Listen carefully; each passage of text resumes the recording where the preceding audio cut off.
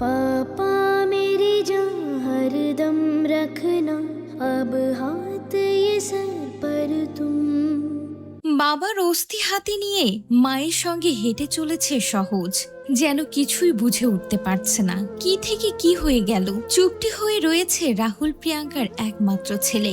বাবার অস্থি হাতে নিয়ে মায়ের সঙ্গে সে ছুটে চলেছে। এত মানুষের ভিড়, এত মানুষের কান্না, আসলে হচ্ছেটা কি? কেনই বা বাবা আমাকে ছেড়ে চলে গেল?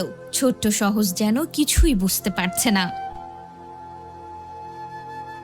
ছেলে যেন ট্রমাতে না চলে যায় সেজন্য সবকিছু স্বাভাবিক রাখার চেষ্টা করেছেন প্রিয়াঙ্কা। তার চোখে ছিল না জল, যেন কোনোভাবে তার চোখে জল দেখে ছেলেও ভেঙে না পড়ে।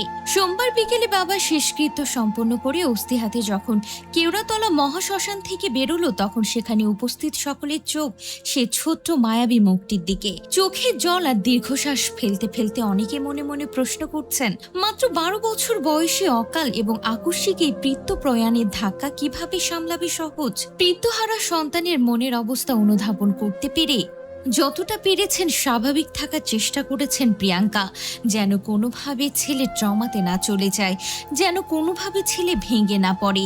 এইটুকু ছেলে যদি কোনোভাবে আঘাত পেয়ে ট্রমায় চলে যায়, তাকে সেখান থেকে বের করা খুব একটা সহজ হবে না। তাই তো প্রিয়াঙ্কা যেন সবকিছু নিজ হাতে সামলানোর চেষ্টা করলেন। पापा मेरी जान हरदम रखना, अब हाथ ये सर पर तुम। বাবা শেষকৃত্য সম্পন্ন করলো 13 বছরের পুত্র সহজ। ছেলেকে আগলে নিয়ে শ্মশান ছাড়েন প্রিয়াঙ্কা। সবার মনে একটাই প্রশ্ন, সহজ এখন কেমন আছে? গত 24 ঘন্টায় ঝড় বয়ে গিয়েছে মা ও ছেলের উপর দিয়ে। সোমবার বিকেলে যখন প্রয়াত রাহুল অরুণোদয় বন্দ্যোপাধ্যায়ের অভিনেত্রী স্ত্রী প্রিয়াঙ্কা সরকার শ্মশানে ঢুকছিলেন, তার এক হাত ধরেছিল ছেলে সহজ। ভিড় কাটিয়ে মা যখন সহজকে নিয়ে ভিতরে ঢুকছিলেন, কেমন যেন থমথমে চোখে চারিদিকে তাকিয়েছিল সে।